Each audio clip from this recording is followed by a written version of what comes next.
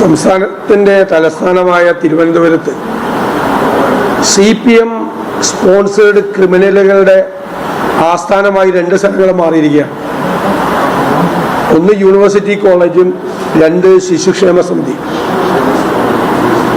University കോളേജിൽ ഭിന്നശേഷിക്കാരനായ ഒരു വിദ്യാർത്ഥിയുടെ ആ സ്വാധീനക്കുറവുള്ള കാലിൽ ഷൂട്ട കാലുകൊണ്ട് ചവിട്ടി പിടിച്ചുകൊണ്ടാണ് ആ കാല് വെട്ടിയെടുക്കുമെന്ന് ഇടിമുറിയിൽ വെച്ച് SFI നേതാക്കൾ ആക്രോശിച്ചത്.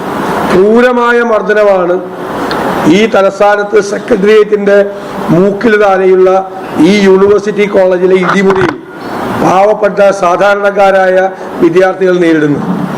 SFIക്കാർക്ക് പോലും രക്ഷയില്ലാത്ത ക്രിമിനലുകളാണ് ആ കോളേജ് ഭരിക്കുന്നത്.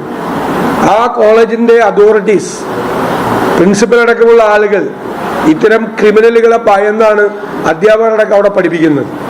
നടപടിയെടുക്കാൻ പോലും അവർക്ക് പേടിയാണ്.